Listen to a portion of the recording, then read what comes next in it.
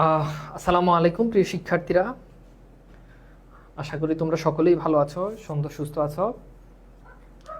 ঠিক আছে, ওকে।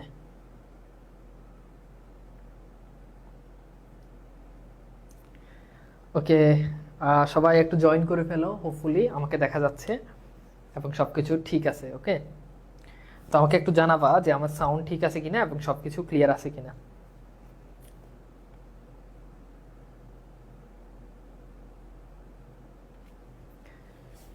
ওকে, ওয়ালাইকুম সালাম। ওয়ালাইকুম সালাম। সবাই একটু জয়েন করে ফেলো। আমরা আমাদের আজকের ক্লাসে আমরা পড়ব বিদ্রোহী কবিতা, বিখ্যাত নজরুলের বিদ্রোহী কবিতা, বিদ্রোহী কবির বিদ্রোহী কবিতা নিয়ে আজকের ক্লাসে আমরা আলোচনা করব। ঠিক আছে,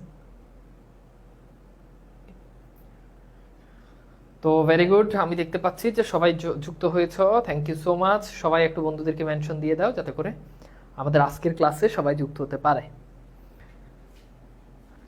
ঠিক আছে, আচ্ছা, একটু সবাই বন্ধুদেরকে যদি মেনশন দিয়ে দাও তাহলে হোপফুলি বেটার হবে। হ্যাঁ,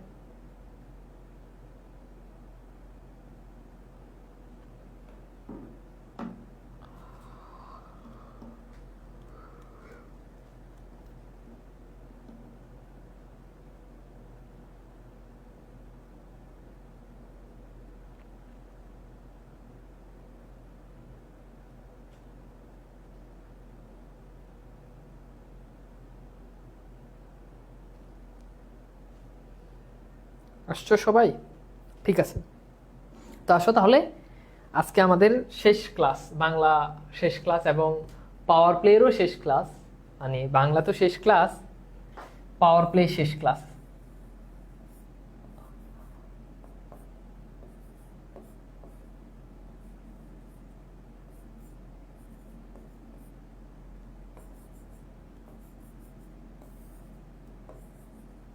ঠিক আছে, শেষ ক্লাস। তো আজকের ক্লাসে তোমরা সবাই কান্না করবা আর আমি সেটা দেখবো, বুঝছো? দেখতে তো পারবো না, ফিল করব। আচ্ছা, তো চলো আমরা তাহলে শুরু করে দিই আমাদের আজকের ক্লাস।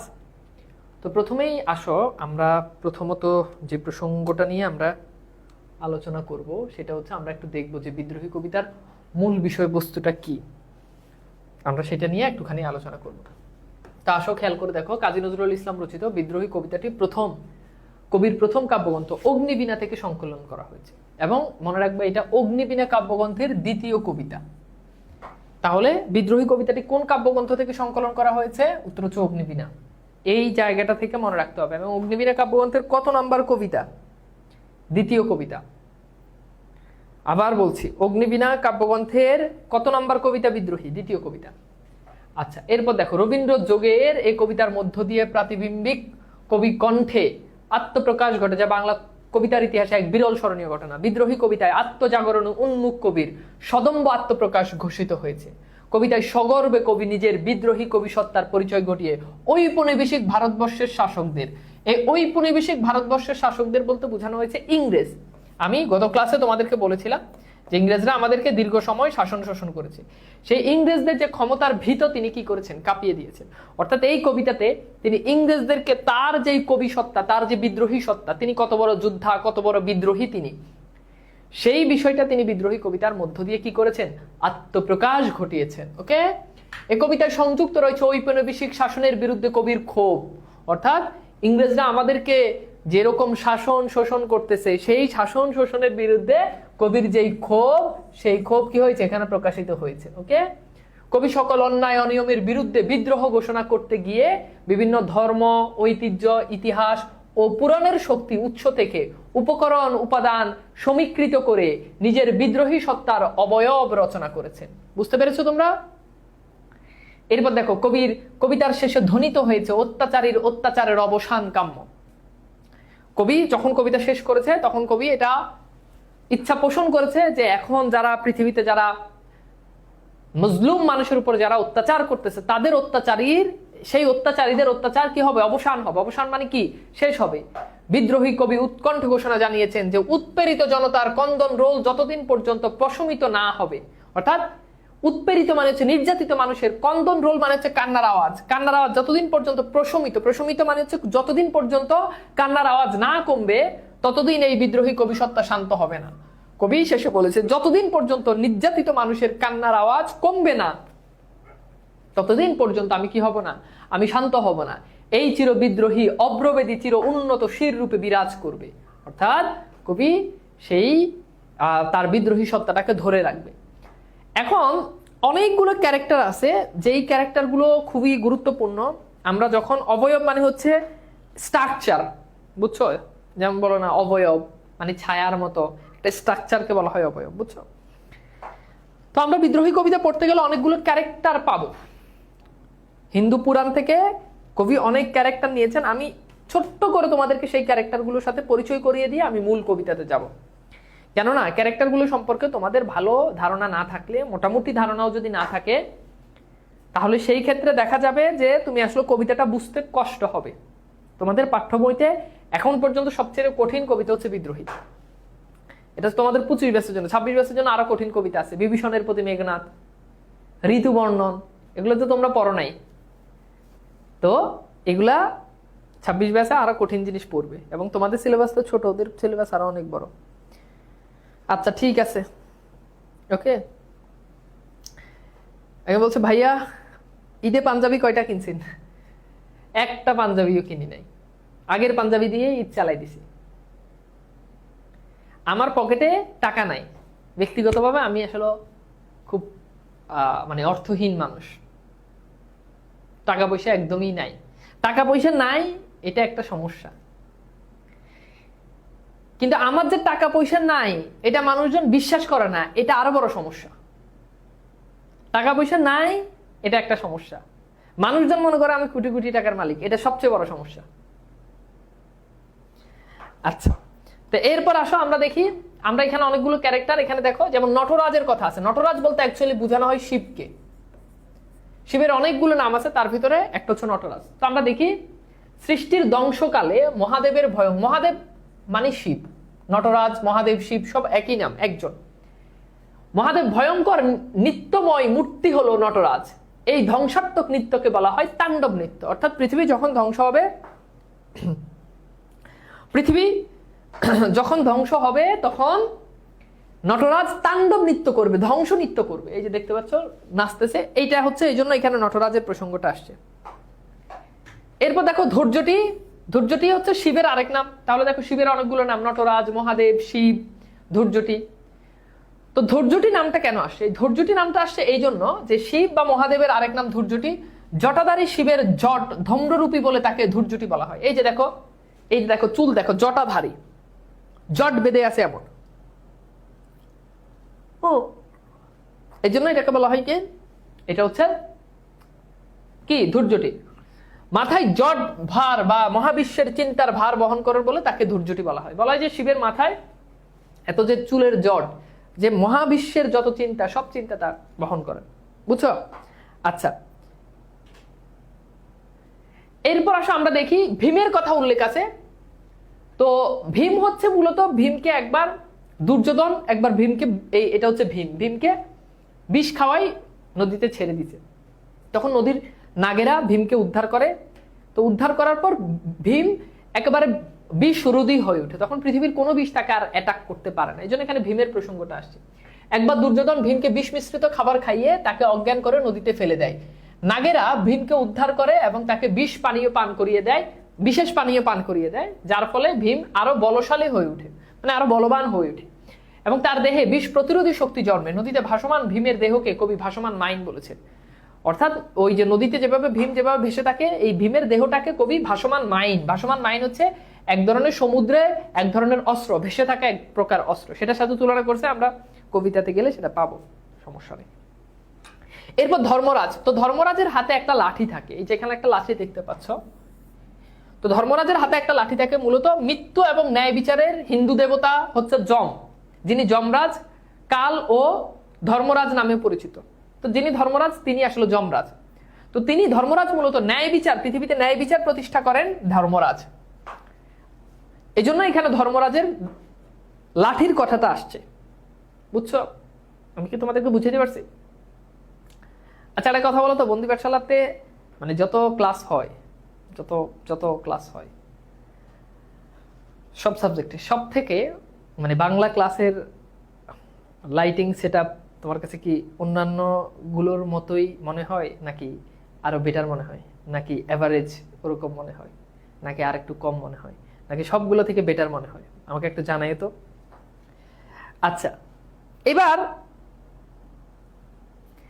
এরপর দেখো আমরা দেখি অর্পিয়াস। তো অর্পিয়াস এখানে দেখতে পাচ্ছ খুব দেখি কি বলা যায়, যে এইটা মানে অর্পিয়াস লিখে সার্চ দেওয়ার পরে যে ছবিগুলো আসে এগুলো আরো অনেক খোলামেলা, তার ভিতরে এটা একটু ঢাকা আছে। সুদর্শন দেখতে পাচ্ছ তো। দেখো, অর্পিয়াস একটি গ্রিক পৌরাণিক চরিত্র। অর্পিয়াস প্রাচীন গ্রিক ধর্মের কিংবদন্তি সঙ্গীত শিল্পী। তো বলা হয় যে মানে অর্পিয়াস হচ্ছে মূলত বাঁশির বাজানোর জন্য বিখ্যাত। সে যখন বাঁশি বাজায় তখন মানে ব্যাপারটা এমন হয় যে সে বাঁশি বাজাইলে তার বাঁশির সুর শুনে, বুঝছো, তার বাঁশির সুর শুনে মানে পাথরও তার বাঁশির সুর শুনতো, বুঝছো। এই জন্য অর্পিয়াস বিখ্যাত ছিল বাঁশির সুরের জন্য। হ্যাঁ, আচ্ছা, এরপর আসো আমরা একটু দেখি, ঠিক আছে। আচ্ছা, এরপর দেখো আমরা দেখি বলরামের কথা উল্লেখ আছে। তো বলরাম, আমরা দেখি যে বলরামের অস্ত্র হিসাবে ছিল একটা লাঙ্গল। হ্যাঁ, এরপর দেখো যে বলরাম শ্রীকৃষ্ণের বৈমাত্র জ্যেষ্ঠ ভ্রাতা, তিনি একজন হিন্দু দেবতা এবং মহাভারতের অন্যতম বীর যোদ্ধা। তো এখানে তার প্রসঙ্গে। এরপর দেখো আমরা দেখি যে দুর্বাসার প্রসঙ্গ উল্লেখ আছে। দুর্বাসাকে ঠিক আছে, আমি কিন্তু সিরিয়াসলি কোশ্চেনটা করছি, তোমরা তো, আমি ভোট চাচ্ছি আর কি, ভোট চাচ্ছি, আমি সিরিয়াসলি কোশ্চেনটা করছি, কিন্তু তোমরা দেখি মজা করতেছো। মানে লাগে কি লাগে না তাইলে বলো, আমি বুঝতে পারবো আর কি। আচ্ছা, এরপর দেখো দুর্বাসা। তো দুর্বাসা হচ্ছে একজন ঋষি। দুর্বাসা শব্দের অর্থ কি? দুর্বাসা মানে হচ্ছে দুর্বাসা মানে যার সাথে বসবাস করা যায় না। কেন এই লোকটার সাথে কেন বসবাস করা যায় না? কারণ তিনি সবসময় রেগে থাকেন, ক্ষিপ্ত থাকেন। যারা খুব খিটখিটে মেজাজের মানুষ, খিটখিটে, রেগে যায় অল্পতে, যেমন আমি, তোমাদের সাথে আমি অনেক ফ্রি, বুঝছো। এমনি কিন্তু বাস্তবিক আমি কিন্তু অত অত হাসি খুশি মানুষ, আমি একটু খিটখিটে টাইপের, একটু হুটহাট মেজাজ গরম হয়ে যায়, বুঝছো। তো কি জানি বলতেছিলাম, ও তো দুর্বাসা শব্দ বসবাস করা যায়। তো ইনি সবসময় ক্ষিপ্ত থাকে, রেগে থাকেন, এই জন্য তার সাথে বসবাস করা যায় না, খুবই রাগান্বিত। তো রাগান্বিত থাকার প্রসঙ্গে তার কথাটা আসছে। এরপর দেখো বিশ্বমিত্র, তিনি আবার ছিলেন সবসময়, বিশ্বমিত্র সবসময় তপস্যা করতেন, ধ্যানে থাকতেন, খুবই শান্ত, যুদ্ধ বিগ্রহ থেকে সবসময় দূরে থাকতেন, শান্তিপ্রিয়। তাহলে দুর্বাসা রেগে থাকতেন, আর বিশ্বমিত্র সবসময় শান্তিপ্রিয় মানুষ ছিল, ঠিক আছে। আচ্ছা, এরপর দেখো পরশুরামের প্রসঙ্গ উল্লেখ আছে। তো পরশুরামের অস্ত্র হিসেবে আমরা দেখতে পাই কুঠার, ঠিক আছে। তো পরশুরামের সম্পর্কে এখানে অনেক ইনফরমেশন আছে। তো আর আমরা যতটুকু জানছি ততটুকুই এনাফ আমাদের জন্য। ক্যারেক্টারগুলো জাস্ট সংক্ষেপে একটু বুঝাই দিলাম। এই ক্লাসটা কতক্ষণ হবে? যতক্ষণ হবে ভাইয়া। আজকে উপদেশমূলক কিছু কথা বলবো। উপদেশ কি দিব? উপদেশ দিলে উপদেশের অভাব আছে। উপদেশ দিলে তোমরা কি উপদেশ পালন করো? আমি মুখ দিয়ে কমো, ওই কথায় এনে থাকবো। কয়জন করো, কয়জন মানুষ? আমি তো এমন উপদেশ দিব যেটা শুনলে তোমার জীবন পরিবর্তন হয়ে যাবে, হ্যাঁ, জীবন আলোকিত হয়ে যাবে। কিন্তু সেই উপদেশ কয়জন মানবা? 2 দিন মানবা, 3 দিন মানবা, এটা তার মানবা না। আর আমি কি উপদেশ দিব? আমার নিজেরা নাই ঠিক, আমি তোমাকে উপদেশ দিয়ে লাভ আছে বলো? আগে তো নিজে ঠিক হইতে হবে, তাই না? আমি নিজেই তো ঠিক না, তোমার কি উপদেশ দেবো? আমি তো জানি আমার কত দোষ আছে, জানি না? আমি তো ফেরেশতা না, আমার দোষ আছে না, দোষ গুণ আছে না? আমি কি কি দিব বলো? এটা কি হবে? আচ্ছা, এবার আসো।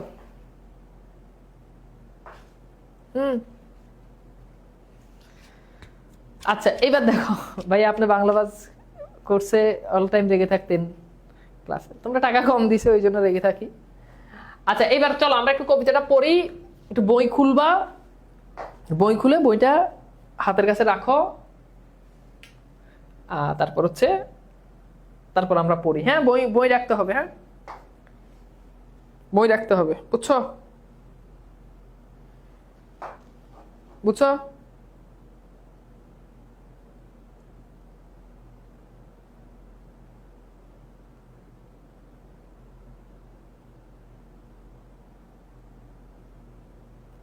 আচ্ছা, তো এবার আসো আমরা একটু দেখি।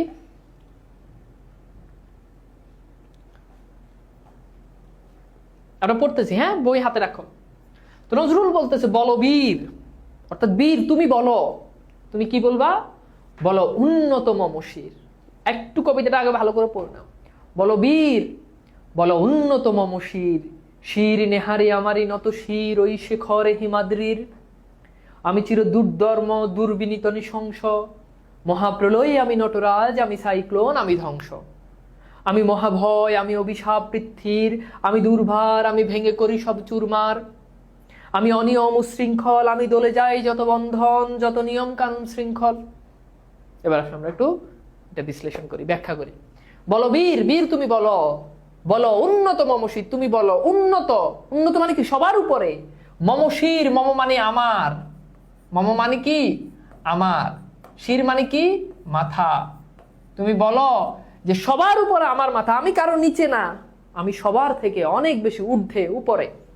আবার বলছি, নজরুল তার শক্তিমাত্রা ইংরেজদেরকে বুঝাচ্ছেন যে আমি তোমাদের থেকে নিচু না, নিচু হলে তো তোমরা আমাকে ভয় পাবা, আমাকে ভয় পাবা না, আমি তোমাদের থেকে উপরে। শির নেহারি বলছে, বলো বীর, বলো উন্নত মম শির, বলো সবার উপরে আমার মাথা।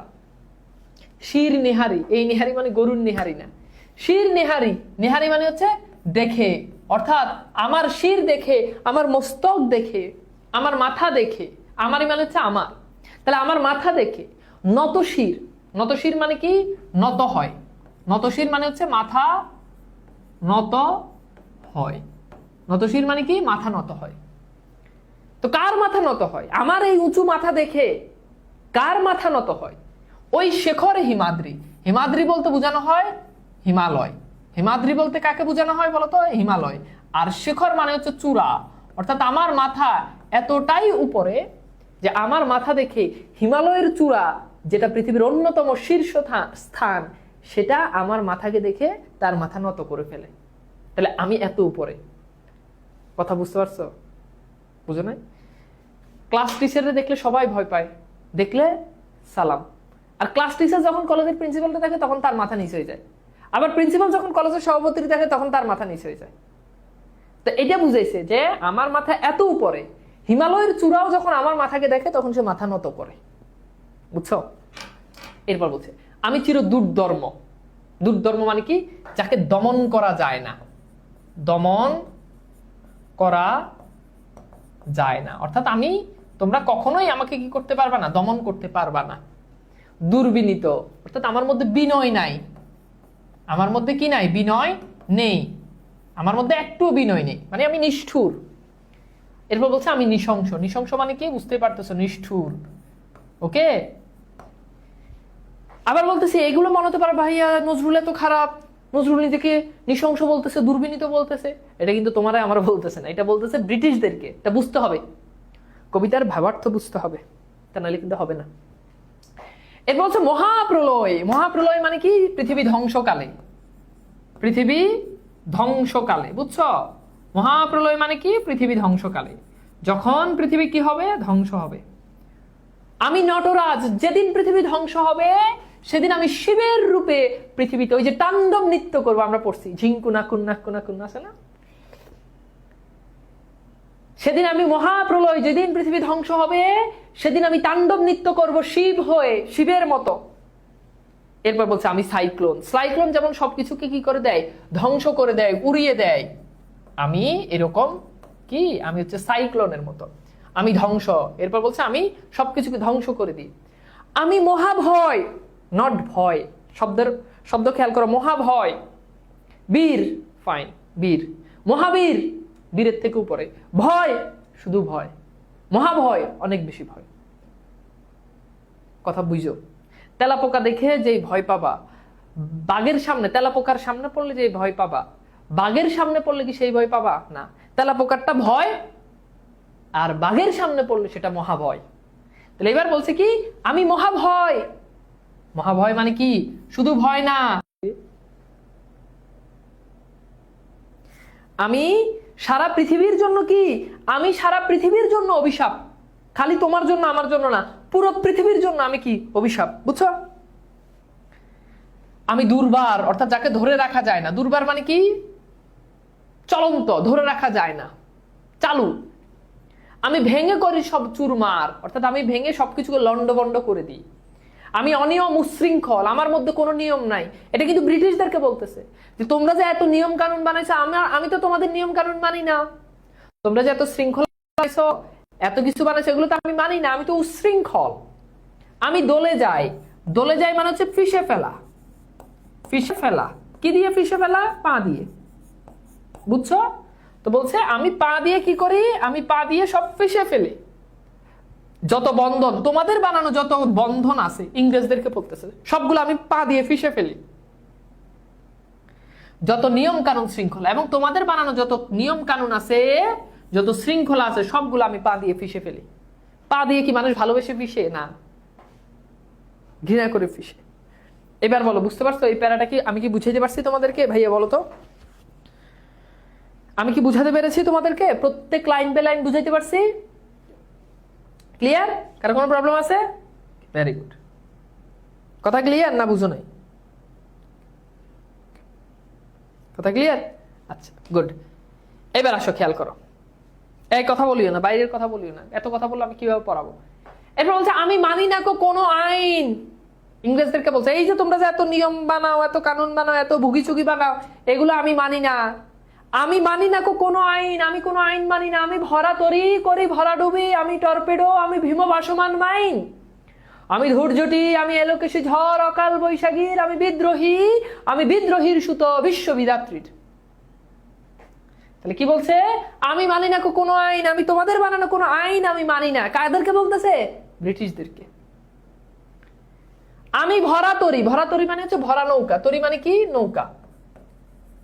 আমি ভরা নৌকা কি করতে পারি? ভরা ডুবি, আমি ডুবিয়ে দিতে পারি। আমি নৌকা কি করতে পারি? ডুবিয়েও দিতে পারি, ধ্বংস করে দিতে পারি। আমি টর্পেডো, টর্পেডো মানে কি? এই যে দেখো এখানে ব্যাখ্যা দেওয়া আছে। টর্পেডো মানে কি?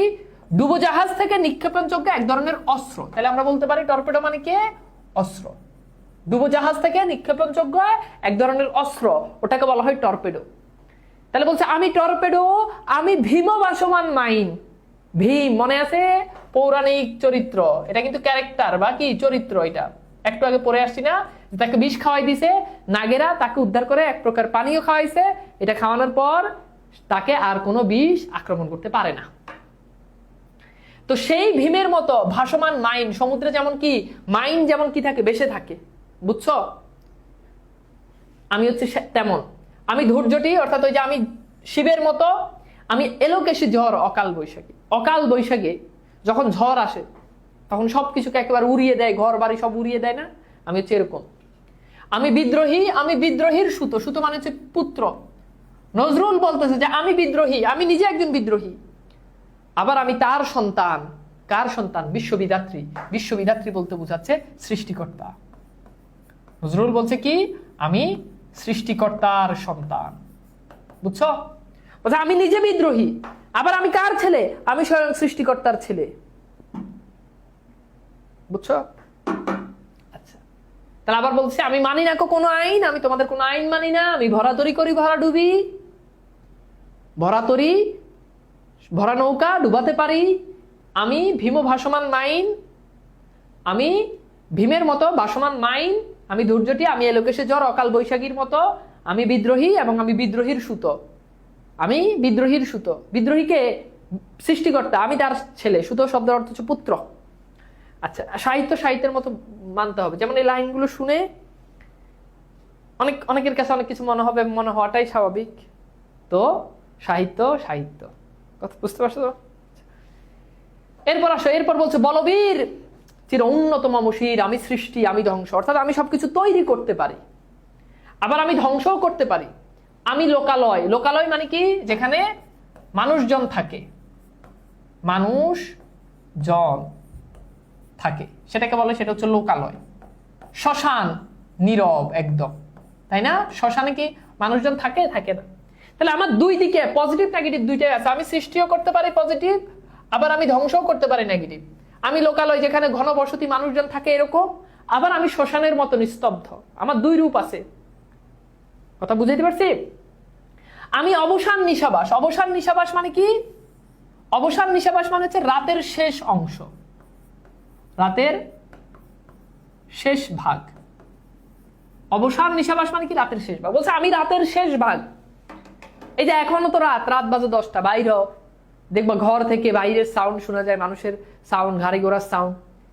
কিন্তু রাতের যখন শেষ অংশ, ফজরের ঠিক আগ মুহূর্তে, তখন দেখবা যে পুরো দুনিয়া ঠান্ডা, কোনো সাউন্ড নাই, কিচ্ছু নাই। তো নজরুল বলছে আমি হচ্ছে রাতের সেই শেষ অংশ। আমি ইন্দ্রাণীর সুতো। সুতো মানে কি বলো তো বাবা? একটু আগে বলছিলাম না, বলো বলো তো। আমি ইন্দ্রাণীর সুতো। সুতো মানে কি? পুত্র। আমি ইন্দ্রাণীর ছেলে। কার ছেলে? নজরুল। আমি ইন্দ্রাণীর ছেলে। সুতো মানে কি? পুত্র। ঠিক আছে? কার পুত্র? ইন্দ্রাণীর ছেলে। এবং ইন্দ্রাণীর ছেলের নাম কি? কোন পুত্রের কথা বলছে? জয়ন্তর কথা বলছে। জয়ন্ত। বুঝছো? তো বলছে আমি ইন্দ্রাণীর ছেলে জয়ন্ত। হাতে চাঁদ। আমার হাতে থাকে চাঁদ।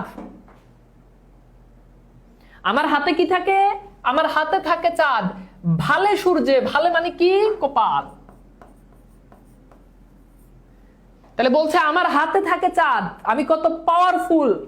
আমার হাতে থাকে চাঁদ, আমার কপালে থাকে সূর্য। বুঝছো? মম। মম মানে কি? আমার। এরপর বলছে যে মম এক হাতে বাঁকা বাঁশের বাঁশারি। আমার এক হাতে থাকে বাঁশি। এই বাঁশি হচ্ছে কি? বাঁকা বাঁশের বাঁশারি, অর্থাৎ বাঁশ দিয়ে তৈরি বাঁশি। এটা হচ্ছে প্রেমের সংকেত। আমার এক হাতে থাকে প্রেমের বহন, প্রেমের বাহক বাঁশি থাকে। আরেক হাতে থাকে রণতুর্য। রণতুর্য হচ্ছে কি? যুদ্ধাস্ত্র। রণতুর্য মানে কি? যুদ্ধাস্ত্র। তাহলে আমার এক হাতে থাকে বাঁশি, আমার আরেক হাতে থাকে যুদ্ধের অস্ত্র।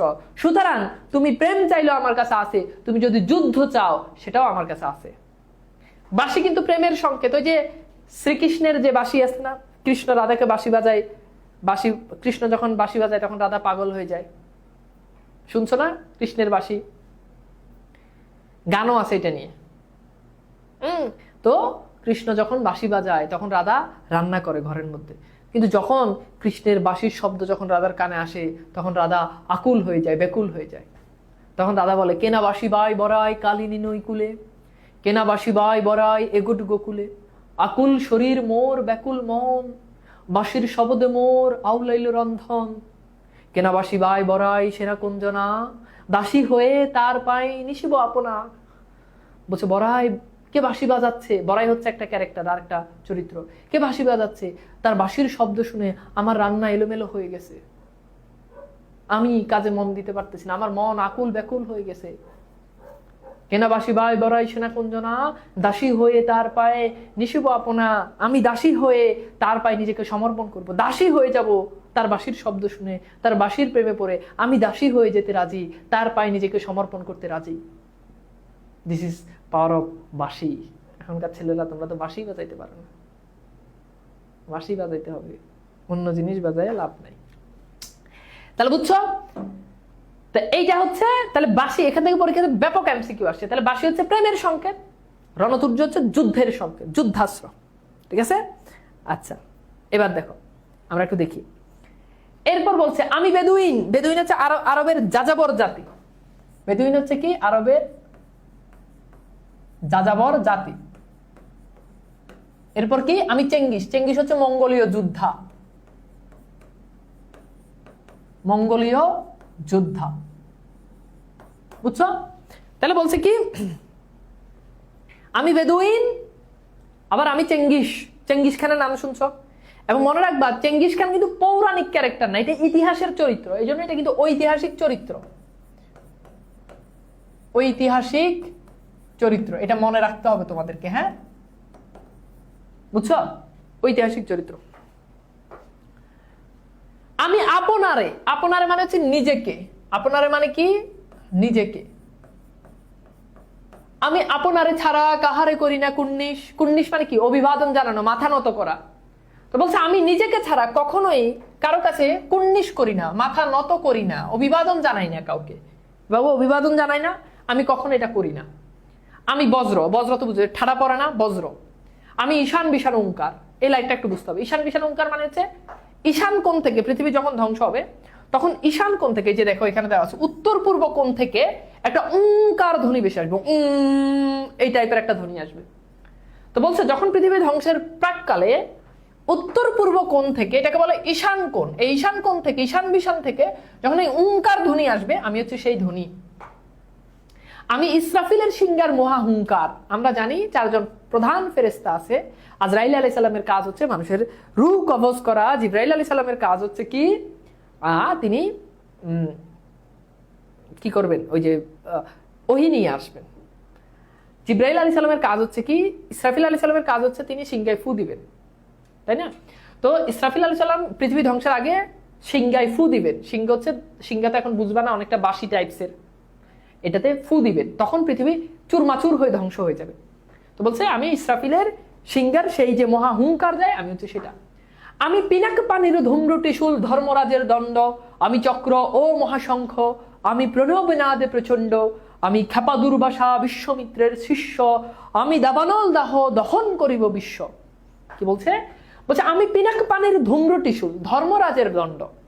তো পিনাক পানি মানে কি? পিনাক পানি হচ্ছে মহাশক্তি। এই যে দেখো, পিনাক পানি হলো মহাশক্তির প্রতীক শিব, আর শিবের ধনুকের নাম হচ্ছে পিনাক। তাহলে এখানে বুঝতে পারতেছো সেই শিবের যে ধনুক আছে সেটার কথা বলতেছে।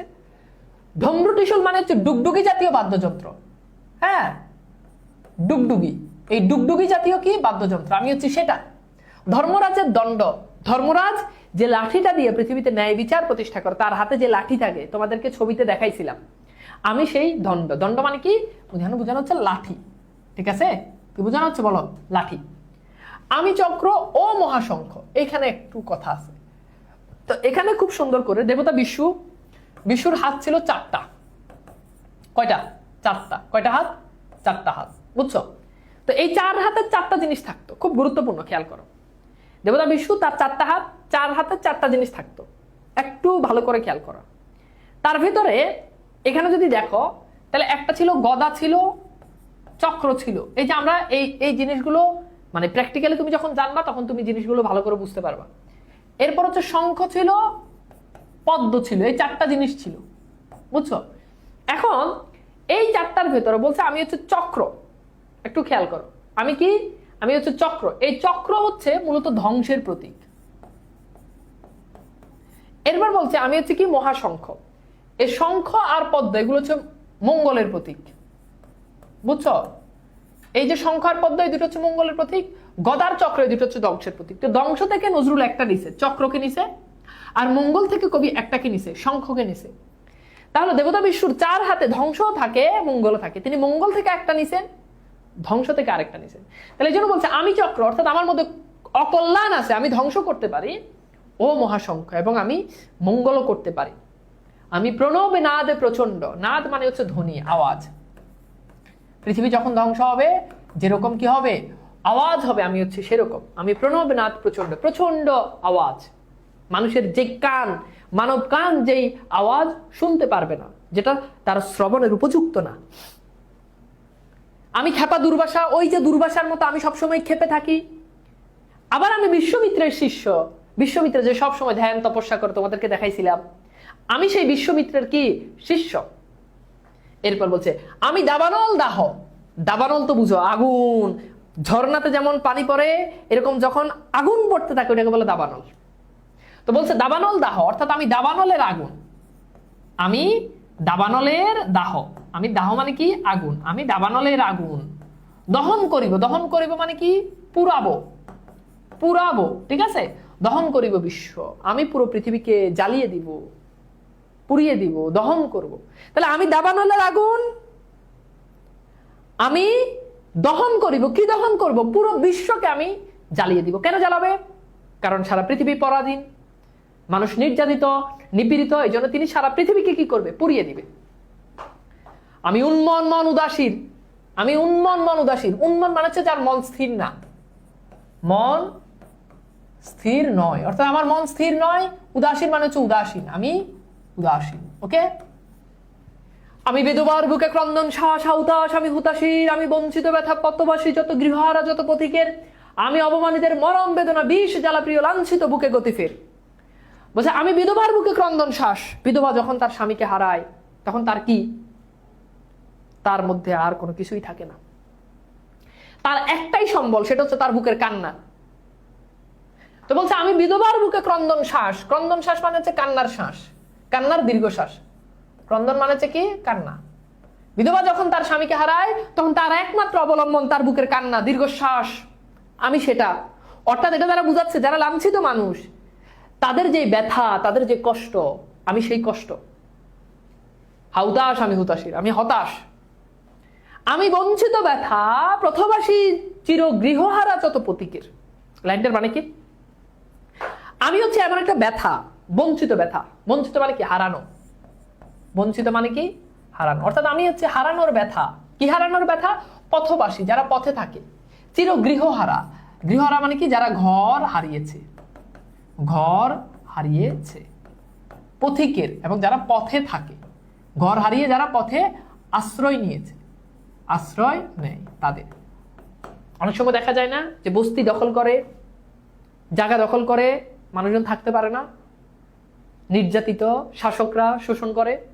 তো নজরুল বলছে যারা ঘরবাড়ি হারিয়ে রাস্তায় আশ্রয় নিয়েছে, পথে পথে থাকে, তাদের এই যে ঘরবাড়ি হারানোর যে ব্যথা, ঘরবাড়ি হারানোর যে ব্যথা, আমি হচ্ছি সেই ব্যথা।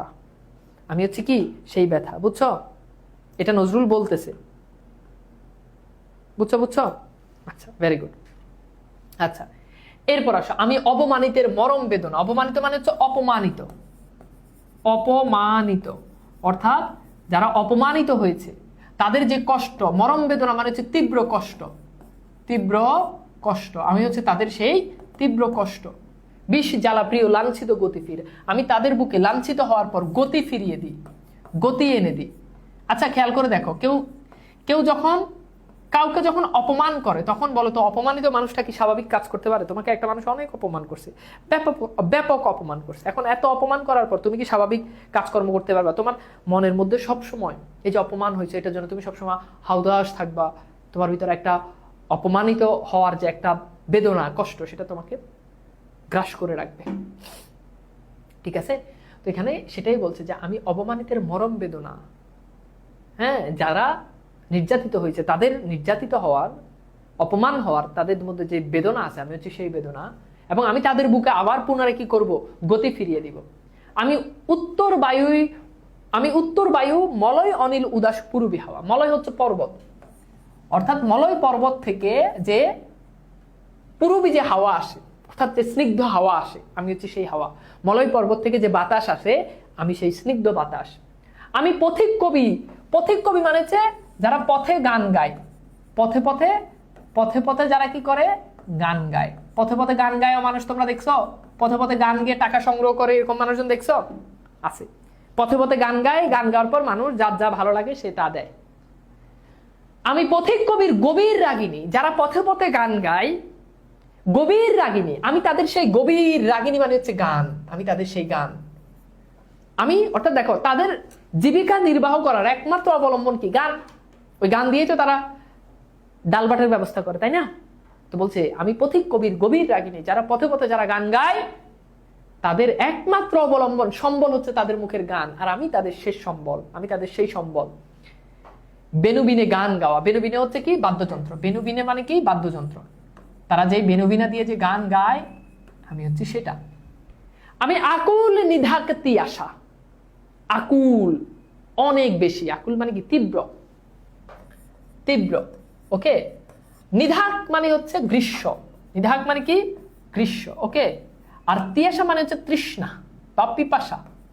পিপাসা অর্থাৎ গ্রীষ্মকালে আমাদের অনেক সময় একেবারে গলা ফেটে যায়, একটু পানি খাইতে পারলে মনে হয় যে আর কিছুই লাগবে না।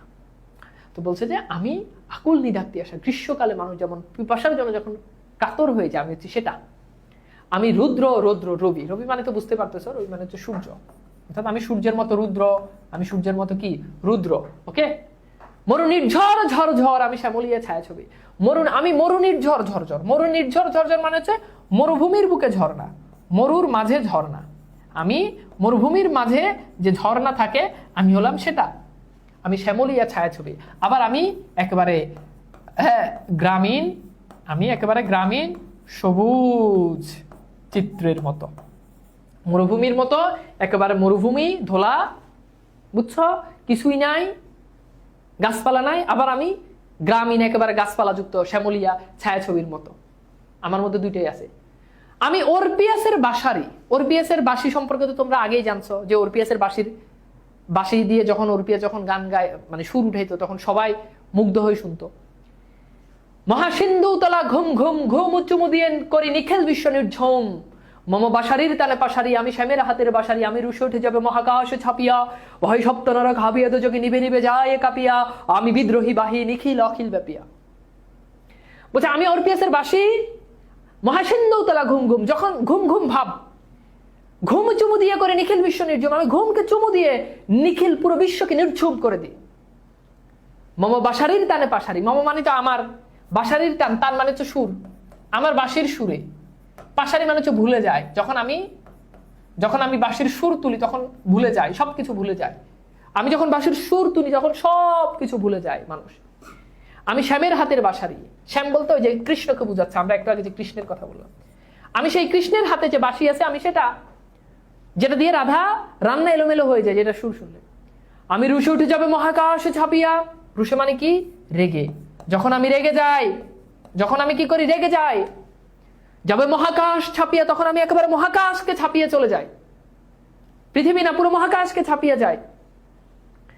এবং যখন আমি রেগে যাই তখন আমার ভয় সপ্ত নরক, আমরা জানি 7টা দোজক আছে, তোমাদের মতো যারা জাহান্নামী তাদেরকে ওই 7টা দোজকে ফেলবে। এই 7টা দোজকের মধ্যে যারা তোমাদের মতো একদম কনফার্ম জাহান্নামী, যারা দুনিয়াতে সবচেয়ে বেশি আকাম করছে, তাদেরকে এখন ধরো একটা 7 জন মানুষ জাহান্নামে যাবে, তার ভিতরে একজন আছে একটু বেশি অপরাধ, আরেকজন কম অপরাধ, আরেকজন আরেকটু কম।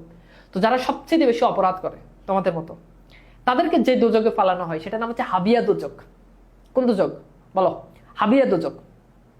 আর জান্নাতের মধ্যে যারা পবিত্র, যাদের কোনো গুনাহ নাই, আল্লাহ যাদেরকে ভালোবেসে যাদেরকে জান্নাতে দিবেন, যাদের কোনো গুনাহ নাই, তাদেরকে দেওয়া হবে জান্নাতুল ফেরদাউস, যেটা জান্নাতের মধ্যে সবচেয়ে উত্তম জান্নাত। আর জাহান্নামের মধ্যে সবচেয়ে নিকৃষ্ট যেটা সেটা হচ্ছে হাবিয়া দোজক। তো নজরুল বলতেছে যখন আমি রেগে যাই তখন আমার ভয় সপ্ত নরক, এই সপ্ত নরকের মধ্যে হাবিয়া দোজক, যেখানে সবচেয়ে বেশি আযাব, যেখানে আগুনের মাত্রা তীব্রতা সবচেয়ে বেশি, সেই হাবিয়া দোজকে নিভে নিভে যায় কাঁপিয়া। আমি যখন রেগে যাই তখন আমার ভয় হাবিয়া দোজক, যেটা সবচেয়ে বেশি, যেখানে সবচেয়ে বেশি আযাব দেওয়া হয়, যেখানে সবচেয়ে বেশি আগুন, যেখানে সবচেয়ে বেশি যন্ত্রণা দেওয়া হয়, সেই হাবিয়া দোজক আমার ভয় নিভে নিভে কেঁপে কেঁপে সে কি করে নিভে যায়। কথাটা লাইন বুঝতে পারছো? আমি বিদ্রোহী বাহি নিখিল অখিল ব্যাপী, অর্থাৎ আমি নিখিল অখিল ব্যাপী মানে আমি সারা পৃথিবী ব্যাপী আমি বিদ্রোহী। এরপর আমি পরশুরামের কঠোর কুঠার, পরশুরামের কুঠার ওটা তো একটু আগেই দেখাইছি, ওইটা নক্ষত্রী করিব বিশ্ব আনিব শান্তি শান্ত উদার, আমি হল বলরাম স্কন্ধে আমি উপরে ফেলিব অধীন বিশ্ব অবহেল নবসৃষ্টির মহা আনন্দে, মহাবিদ্রোহী রণক্লান্ত আমি সেই দিন হব শান্ত, যাব উৎপেরিত রন্ধন রোল আকাশে বাতাসে ধরিবে না, অত্যাচারীর খড়গ কৃপান ভীম রণভূমে রণিবে না। আমি পরশুরামের কঠোর কুঠার, কবিতা আমাদের অনার্স সেকেন্ড ইয়ারে ছিল। আমি পরশুরামের কঠোর কুঠার, পরশুরামের যে কুঠার আছে, যে অস্ত্র আছে, আমি সেটা নক্ষত্রী করিব বিশ্ব আনিব শান্তি শান্ত উদার, আমি পৃথিবীতে শান্তি আনবো। আমি হল বলরাম স্কন্ধে, হল মানে কি লাঙ্গল, আমরা দেখছি না বলরামের কাঁধে কি থাকে? লাঙ্গল থাকে। স্কন্ধে মানে হচ্ছে কাঁধ। তো বলছে আমি বলরামের কাঁধে যে লাঙ্গল আমি সেটা আমি উপরে ফেলিব অধীন বিশ্ব, অর্থাৎ আমি এই উপরে ফেলিব এই অধীন বিশ্বটাকে, এই পরাধীন পৃথিবীটাকে আমি এভাবে ফেলে দিব, এইভাবে ফেলে দিব না, আমি এইভাবে ফেলে দিব, একদম ফেলে দিব। ধরো একটা বাটিতে, ধরো এটা একটা বাটি, এখানে পানি আছে ধরো, এখন তুমি যদি এটা এভাবে ফেলে দাও পানি কিন্তু সব পড়বে না, কিন্তু তুমি যদি এটাকে যদি একদম এভাবে ফেলে দাও তাহলে সব পড়ে যাবে। নজরুল তার সেই ক্ষোভটা প্রকাশ করতে যা আমি উপরে ফেলিব অধীন বিশ্ব, এই পরাধীন পৃথিবীকে আমি একেবারে উফরে ফেলে দিব। কেন উফরে ফেলবো? অবহেলে নবসৃষ্টির মহা আনন্দে, নতুন করে পৃথিবীকে সাজাবো, সে আনন্দে আমি এই অধীন পৃথিবীকে উফরে ফেলে দেব। মহাবিদ্রোহী রণক্লান্ত, আমি মহাবিদ্রোহী রণক্লান্ত, রণক্লান্ত মানে যুদ্ধ করতে করতে আমি কি ক্লান্ত, রণ শব্দের অর্থ যুদ্ধ। আমি সেই দিন হব শান্ত, আমি কোন দিন শান্ত হব? যবে উৎপেরিত ক্রন্দন রোল আকাশে বাতাসে ধরিবে না, আমি সেদিন শান্ত হব। যবে মানে যেদিন, যেদিন উৎপীড়িত, উৎপীড়িত মানে হচ্ছে নির্যাতিত, যেদিন নির্যাতিত মানুষের ক্রন্দন রোল, ক্রন্দন রোল মানে কি? কান্নার আওয়াজ, কান্নার আওয়াজ। যেদিন নির্যাতিত মানুষের কান্নার আওয়াজ আকাশে বাতাসে ধরিবে না। নজরুলের কাছে এখন মনে হচ্ছে সারা পৃথিবীতে আকাশে বাতাসে শুধু কান্নার আওয়াজ শোনা যাচ্ছে, নির্যাতিত মানুষের কান্নার আওয়াজ। নজরুল বলছে আমি সেই দিন শান্ত হব যেদিন আকাশে বাতাসে কান্নার আওয়াজ শোনা যাবে না নির্যাতিত মানুষের। অত্যাচারীর খড়গ কৃপান, অত্যাচারী অর্থাৎ যারা শোষক আছে তাদের খড়গ কৃপান, খড়গ কৃপান হচ্ছে অস্ত্র। ভীম রণভূমে রণিবেন, অর্থাৎ যুদ্ধের মাঠে। রণভূম মানে কি? রণভূম মানে হচ্ছে যুদ্ধের মাঠে, অর্থাৎ যুদ্ধের মাঠে যেদিন কোনো কি থাকবে না, অস্ত্র থাকবে না, সেদিন আমি শান্ত হব। বিদ্রোহী রণক্লান্ত আমি সেই দিন হব শান্ত, আমি চির বিদ্রোহী বীর বিশ্ব ছাড়িয়া উঠে আছি একা চির উন্নত শির। বুঝছো? এই কবিতাটা পড়াইতে গেলে অনেক এনার্জি লাগে, অ্যান্ড অনেক মানে এই কবিতাটা অন্যরকম। মানে মানে বাংলা সাহিত্যে এরকম কবিতা একটাই, মানে যেটার ধারে কাছেও কোনো কবিতা নেই, একটাই, অ্যান্ড ওয়ান পিস অনলি। এবং যেইটার ধারে কাছে আর কোনো কবিতা ইন ফিউচারে আসবে, আসবে তো না, এটা ধারে কাছেও যাইতে পারবে এমন কবিতা কেউ লিখতে পারবে না। ওকে,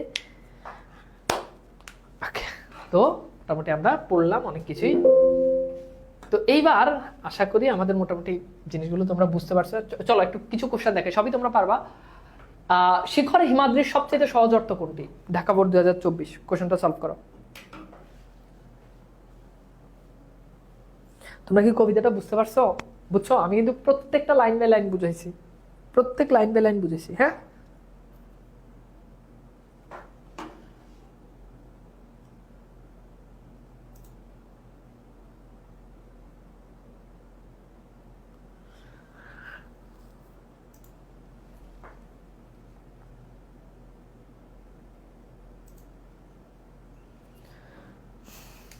আচ্ছা, তাহলে উত্তর হচ্ছে কি? হিমালয়ের শীর্ষ চূড়া, তাই না? আচ্ছা, এরপর দেখো বিদ্রোহী কবিতাটি কবির কোন কাব্যগ্রন্থ থেকে সংকলিত হয়েছে? একদম প্রথমে আমরা এটা পড়ছি, তাই না ভাইয়া? বলো তো, পড়ছি না? এটা পড়েছি, তাই না? তাহলে উত্তর হচ্ছে কি? অগ্নিবীণা। উত্তর কি? অগ্নিবীণা। আচ্ছা, এরপর দেখো বিদ্রোহী কবিতাটি শেষ হয়েছে কোন প্রত্যাশার মধ্য দিয়ে? অত্যাচারের বিনাশ, অত্যাচারী শাস্তি, ধ্বংসের মধ্য দিয়ে, অত্যাচারের অবসান, অত্যাচারের অবসান, তাই না? আচ্ছা, ময়মনসিংহ বোর্ড 2024 বিদ্রোহী কবিতাটি ব্যবহৃত ঐতিহাসিক চরিত্র কোনটি? ওরপিয়াস। খেয়াল করো, এটা কিন্তু আমি কিন্তু তোমাদেরকে পড়াইছি, দেখছো? এটা কিন্তু আমি কিন্তু ক্লাসে বলছি, এখন দেখো কোশ্চেন চলে আসছে। তাহলে উত্তর কি হবে বলো তো? উত্তর হচ্ছে চেঙ্গিস। উত্তর কি? চেঙ্গিস। বিদ্রোহী কবিতাটি কবির কার? এটা দ্বন্দ্ব হবে, হ্যাঁ, এটা দ্বন্দ্ব হবে, দণ্ড। এটা কি হবে? দণ্ড। তাহলে কার দণ্ড বলেছেন বলো তো? উত্তর হচ্ছে ধর্মরাজ। ওই যে আমি ধর্মরাজের দণ্ড। বিদ্রোহী কবিতাটি মূল চেতনা প্রকাশিত হয়েছে কোন পাকগুক্তিতে? মোরা একটি ফুলকে বাঁচা। এই কোশ্চেনটাতে একটু ঝামেলা আছে, এটা আমি একটু স্কিপ করি, হ্যাঁ, এটা আমি দাগ দিয়ে রাখবো। আচ্ছা, এবার দেখো বিদ্রোহী কবিতায় কবি কার বুকের ক্রন্দন শ্বাস? যশোর বোর্ড 2024 বিদ্রোহী কবিতায় কবি কার বুকের ক্রন্দন শ্বাস বলো তো? কার বুকের ক্রন্দন শ্বাস? তাহলে উত্তর হচ্ছে কি? বিধবার বুকে ক্রন্দন শ্বাস। হ্যাঁ, আচ্ছা, বিদ্রোহী কবিতায় কবির অশান্ত হয়ে ওঠার কারণ কি? নিপীড়িত মানবতার জন্য, হারানো ঐতিহ্য ফিরে। তো বুঝতে পারতেছ, নিপীড়িত মানবতার জন্য, অর্থাৎ নির্যাতিত। নিপীড়িত মানে হচ্ছে নির্যাতিত। আচ্ছা, এরপর দেখো বিদ্রোহী কবিতায় নটরাজ বলতে কাকে বোঝানো হয়েছে? মহাদেবকে। মহাদেব মানে কিন্তু শিব। শির নেহারে আমারই নত শির ওই শিখর হিমাদ্রি চরণটিতে মূলত কি কি প্রকাশ পেয়েছে? তো উত্তর হচ্ছে দেখ, মানে আমার মাথা দেখে হিমালয়ের চূড়াও কি হয়ে যাবে? নিচু হয়ে যাবে, মাথা নিচু করে ফেলবে। তো এটা কবির তীব্র আত্মবিশ্বাস। রাজশাহী বোর্ড 2023 বিদ্রোহী কবিতায় অকাল বৈশাখী ঝড়ের সঙ্গে তুলনা করা হয়েছে কিসের? ওই যে মনে আছে আমি এলোকেশে ঝড় অকাল বৈশাখীর, তাহলে এলানো কেশের মানে এলোমেলো কেশের, কেশ মানে চুল। বিদ্রোহী কবিতায় কবি নিজেকে কার সুতো বলে পরিচয় দিয়েছে? মনে আছে? কার সুতো? আমি ইন্দ্রাণীর সুতো, হাতে চাঁদে ভালো সূর্য, তাহলে ইন্দ্রাণী। ওকে, মামা এক হাতে বাঁকা বাঁশের বাসারি, আর এক হাতে রণতুর্য। তাহলে এটা কিন্তু পড়াইছিলাম, এটা অনেক ডিটেলস পড়াইছিলাম। এই লাইনটার মানে কি বলো?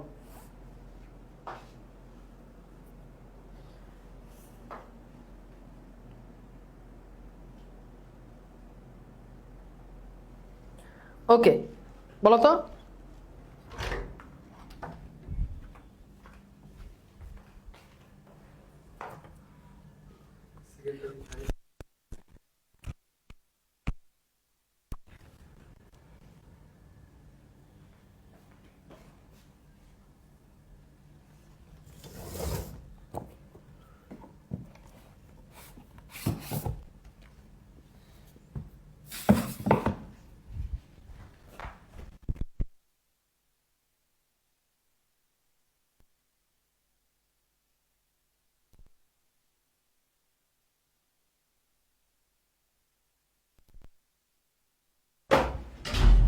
ওকে, তো এটা কি হবে বলো তো? এটা হচ্ছে প্রেম ও দ্রোহ। দ্রোহ বলতে বুঝায় বিদ্রোহ আর কি, তাই না? আচ্ছা, দ্রোহ মানে হচ্ছে প্রতিবাদ, অন্যায়ের প্রতি আপোষ না করা। বিদ্রোহী কবিতায় প্রণবনাথ বলতে কি বোঝানো হয়েছে বলো তো? প্রণবনাথ বলতে কি? আচ্ছা, তোমাদেরকে একটু বলে রাখি, আমি আশা করি তোমরা যদি কেউ মানে ভার্সিটি, যেহেতু তোমাদের সামনে এইচএসসি পরীক্ষা, এইচএসসি পরীক্ষার পরেই তো তোমরা সবাই ভার্সিটির জন্য প্রিপারেশন নিবে, তাই না? সো সেক্ষেত্রে তোমাদেরকে একটু বলে রাখি, তোমরা আমাদের থেকে পাওয়ার প্লেতে কেমন সার্ভিস পাইছো আমি সেটা জানি না, তোমরাই ভালো জানো। এবং আশা করি ইনশাল্লাহ ভালো সার্ভিস পাইছো, এবং এর থেকেও ইনশাল্লাহ আমাদের অ্যাডমিশনে তোমরা ক ইউনিটে পড়ো, ইঞ্জিনিয়ারিং, মেডিকেল, হোয়াট এভার, যেটার জন্য প্রিপারেশন নাও, পাশাপাশি তোমাদের প্রতি 3টা সাবজেক্টে তোমরা অ্যাডমিশনের প্রিপারেশন নিয়ে রাখবা, বাংলা, ইংলিশ এবং হচ্ছে জিকে। এর পাশাপাশি তুমি তোমার ফিজিক্স, কেমিস্ট্রি, বায়োলজি এগুলো তুমি তো প্রিপারেশন যদি নিতে চাও, সায়েন্স ব্যাকগ্রাউন্ডে যদি থাকতে চাও, ওটার তো প্রিপারেশন নিবাই। প্রত্যেকটা স্টুডেন্টের 3টা সাবজেক্টে প্রিপারেশন নিয়ে রাখবে। এই 3টা সাবজেক্টে প্রিপারেশন নিলে বাংলাদেশের সকল ইউনিভার্সিটিতে তুমি অ্যাপ্লাই করতে পারবা, মানে সব জায়গাতে।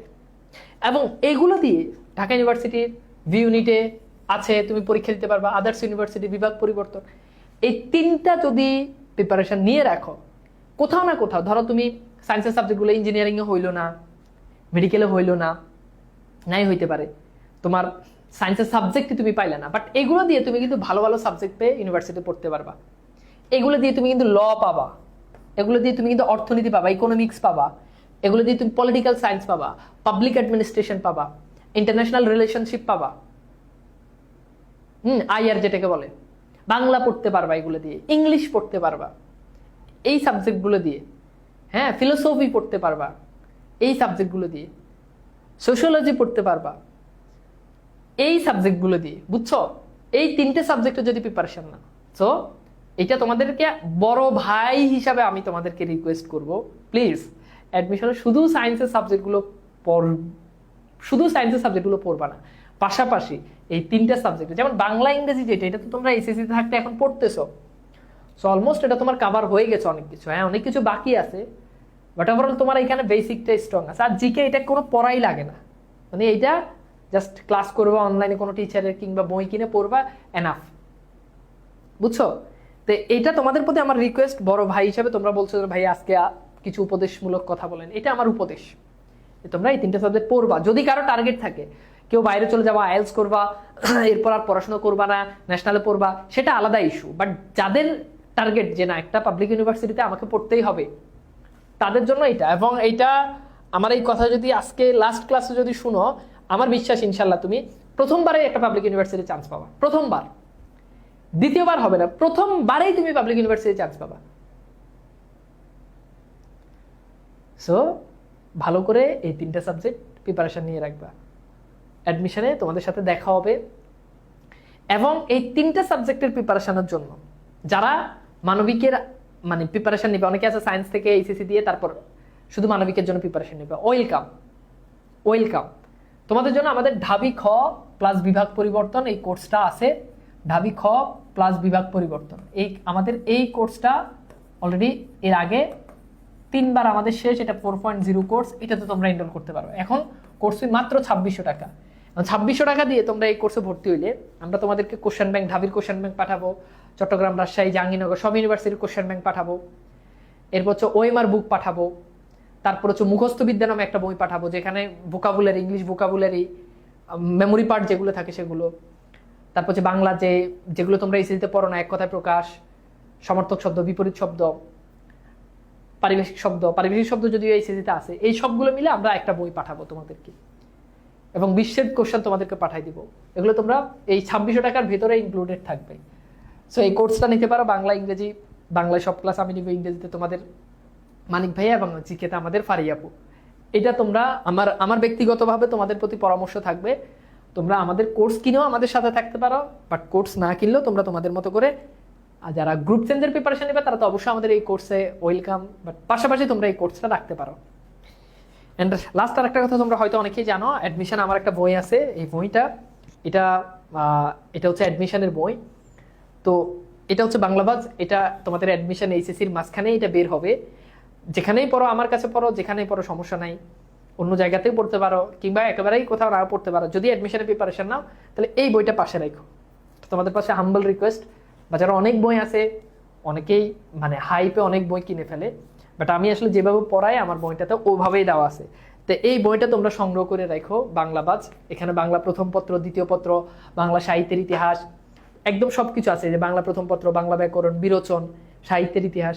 একটা বই কিনলে তোমার আর বই কেনা লাগবে না, এটা তোমরা রাখতে পারো। হ্যাঁ, এটা তোমাদেরকে অগ্রিম বলে রাখতেছি, ঠিক আছে? আরো অগ্রিম বলে রাখি, এরপর যখন ভার্সিটিতে চান্স পাবা, যখন বিসিএস এর জন্য পড়বা, তখন এই বইটা কিনে রাখো। এটা আমার আরেকটা বই, এটা জবের বই। তো যাই হোক, এটা তোমাদের আরো দেরি আছে, আরো 2-3 বছর লাগবে এটা নিতে। তো যাই হোক, আমি এগুলো নিয়ে আস্তে আস্তে ভিডিও বানাবো, যে আসলে এইচএসসি পরে আমাদের আসলে দেশের বাইরে যাওয়া উচিত, আইএলটিএস করা উচিত, ইউরোপ আমেরিকার দিকে মুভ করা উচিত, নাকি আসলে বাংলাদেশে থাকা উচিত, এগুলো বিস্তর আলোচনা করা যায়। বাট ইনিশিয়ালি এই মুহূর্তে সবচেয়ে বেটার অপশন একটা পাবলিক ইউনিভার্সিটি।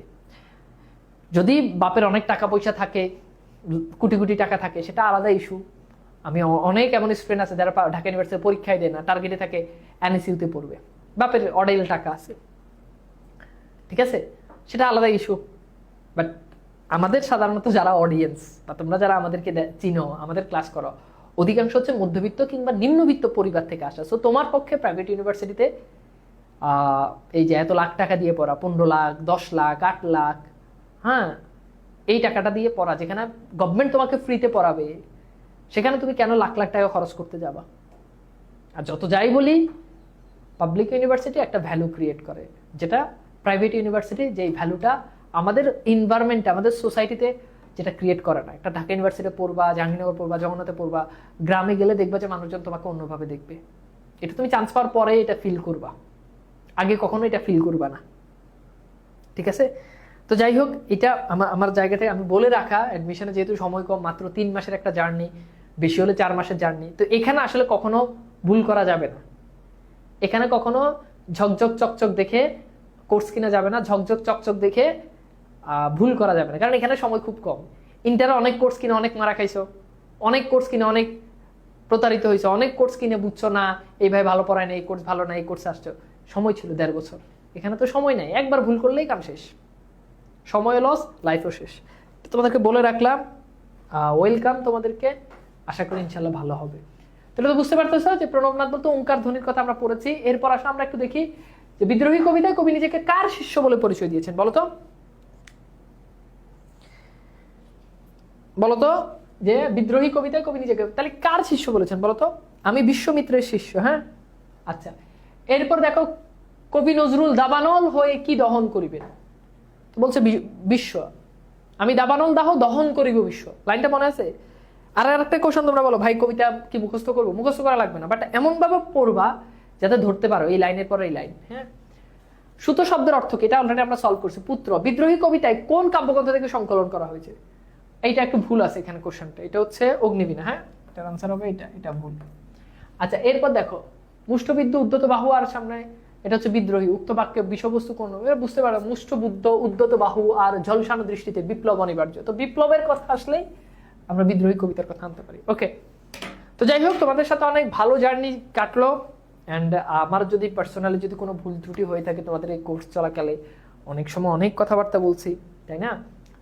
ভুল ত্রুটি হইতেই পারে, কিংবা আমার কোনো পার্সোনালি আমার কোনো কথার কারণে যদি কেউ যদি কষ্ট পেয়ে থাকো, তাহলে আমি খুবই দুঃখিত, আন্তরিকভাবে দুঃখিত। তোমরা অবশ্যই ক্ষমা সুন্দর দৃষ্টিতে দেখবা। বাট আমি আমার জায়গা থেকে সর্বোচ্চ চেষ্টা করছি আমার এই পাওয়ার প্লেয়ার স্টুডেন্টদেরকে আমার জায়গা থেকে সবচেয়ে ভালোভাবে বাংলাটা পড়ানোর জন্য। আমি জানি না আসলে আমি কতটুকু ভালোভাবে তোমাদেরকে পড়াইতে পারছি, আমি জানি না আমি কতটুকু তোমাদেরকে আসলে সার্ভিস দিতে পারছি, আমি জানি না তোমরা আমার কাছে যা প্রত্যাশা করো আমি আসলে ততটুকু তোমাদেরকে ফিডব্যাক দিতে পারছি কিনা, আই ডোন্ট নো, আমি জানি না। এটা নিয়ে আমি মন্তব্য করতে পারবো না, এটা একান্ত তোমরা ভালো জানো, বাট আমি চেষ্টা করছি। তো যাই হোক, তোমাদের জন্য অনেক অনেক শুভকামনা। অ্যান্ড আরেকটা জিনিস মনে রাখবা, যে জীবন কখনো একটা A+ এর কাছে কখনোই থেমে থাকে না, জীবন তার গতিতে চলতেই থাকবে। এখন তুমি A+ পাইছো, ফেল করছো, কিচ্ছু যায় আসে না। জীবন কখনো বিশ্ববিদ্যালয় কেন্দ্রিক থাকবে না। বিশ্ববিদ্যালয়ে চান্স পেলে জীবন অনেক কিছু হয়ে যাবে, আর বিশ্ববিদ্যালয়ে চান্স না পেলে জীবন শেষ, ব্যাপারটা মোটেই এমন না। এই এ প্লাস ছাড়াও পৃথিবীতে অনেক মানুষ সাকসেস হয়েছে, এই বিশ্ববিদ্যালয় ছাড়া পৃথিবীতে অনেক মানুষ অনেক অনেক অনেক বেশি সাকসেস হয়েছে। এই এ প্লাস পেয়ে অনেক মানুষ নষ্ট হয়ে গেছে, ধ্বংস হয়ে গেছে। এই বিশ্ববিদ্যালয়ে চান্স পেয়ে অনেক মানুষ ধ্বংস হয়ে গেছে, রেশিও কম না। সো কাজেই জীবনকে শুধু একটা এ প্লাসের মধ্যে, জীবনকে শুধু একটা বিশ্ববিদ্যালয়ের মধ্যে যদি সীমাবদ্ধ করে ফেলো, তাহলে তুমি আসলে জীবনের মর্মার্থই বুঝো না। আমার কথা কি বুঝাতে পারছি? তোমার কাছে মনে হচ্ছে যে একটা ইউনিভার্সিটিতে চান্স পেলে, একটা এ প্লাস পেলে জীবনে আর কিছু চাওয়ার নাই। এই এ প্লাস নিয়ে এই বিশ্ববিদ্যালয়ে চান্স পেয়ে হাজার হাজার ছেলে মেয়ে নষ্ট হয়ে গেছে, হাজার হাজার ছেলে মেয়ে এখন আর যেই জীবন ছিল সেই জীবন পাচ্ছে না, ধ্বংস। আছে না? তো জীবন অনেক বড়। আমরা মহাকাব্য বলি না, জীবন এক একটা মহাকাব্য, বা তার চেয়ে এটা বড়। জীবন কিন্তু নাটক না, জীবন কিন্তু সিনেমা না। কথা বুঝতেছ? এটা মনে রাখবা, জীবন অনেক বড় এবং সামনে অনেক কিছু দেখার বাকি আছে, অনেক কিছু করার বাকি আছে। মাত্র তোমাদের জীবন শুরু হয়েছে। সেই জীবনের জন্য শুভকামনা, সেই জীবন সুন্দর হোক। এখন যেটা আছে সেটা এই জীবন জীবন না। আবার বলছে এই জীবন জীবন না, তুমি এখন আসল জীবনে যাওই নাই। আসল জীবন মানুষের শুরু হয় যখন সে মিনিমাম ইন্টারমিডিয়েট পরীক্ষা পাশ করে, তখন থেকে আসলে জীবন শুরু হয়। যদিও জীবন, প্রকৃত জীবন শুরু হয় অনার্স 3rd ইয়ার থেকে, এই ক্লাসের হিসাব করলে। আর তুলনামূলক প্রাথমিকভাবে জীবন শুরু হয় অনার্সে পা রাখার পরে। সেই হিসাবে তোমাদের আসলে কারো এখন জীবন শুরুই হয় নাই। এখন যেটা মনে হয় ভালো, সেটা আসলে ভালো না, সেটা মরিচিকা। এখন যদি মনে হয় পড়াশোনা ভালো লাগে না, তাহলে এটা তোমার জন্য মরিচিকা, এটা তোমার অধঃপতনের কারণ। এখন যদি মনে হয় এই মেয়েরে ভালো লাগে, প্রেম করতে ভালো লাগে, এটা তোমার জন্য ভালো না, এটা তোমার জন্য মরিচিকা। এটা এখন আমি তোমার গলা ফাটাই বললো তুমি এটা বিশ্বাস করবে না। বাট তোমার এইজ এখনো হয় নাই যে তুমি এটা বিলিভ করবা, তুমি এটা মানবা, এই এইজ তোমার এখনো হয় নাই। এই এইজটা যখন হবে তখন মনে হবে দূর কি করলাম তখন। ওই যে আমি বললাম না যে আজকে একটা ছবি তুলে রাখো, 2 বছর পর 3 বছর পর তুমি তোমার এই ছবি দেখো, তুমি নিজেই বলবা যে আল্লাহ আমি এত খ্যাত ছিলাম, আমাকে দেখতে এত আনস্মার্ট লাগতো। এটা আজকে ছবি তুলে রাখো, 2 বছর পর দেখো, বাস্তবতা সেটাই বলে। তো যাই হোক, তোমরা ভালো থাকো।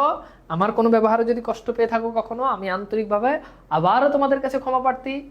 তোমাদের জন্য অনেক অনেক শুভকামনা, অনেক অনেক ভালোবাসা।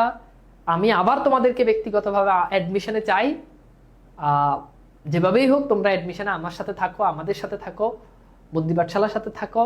অনেক অনেক শুভকামনা তোমাদের জন্য।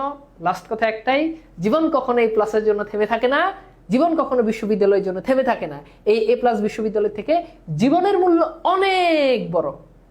পৃথিবীতে কোনো জিনিসের জন্য, কারো জন্য না পাওয়ার জন্য জীবন কখনো থেমে থাকে না, জীবন তার গতিতে চলে। জীবন সব সময় যেটা পায় না সেটা বাদ দিয়ে বিকল্প অপশন বেছে নেয়। তুমি বাঁচবে না, তোমার জীবন সেটা বেছে নিবে। ওকে, আল্লাহ হাফেজ, বিদায় নিচ্ছি।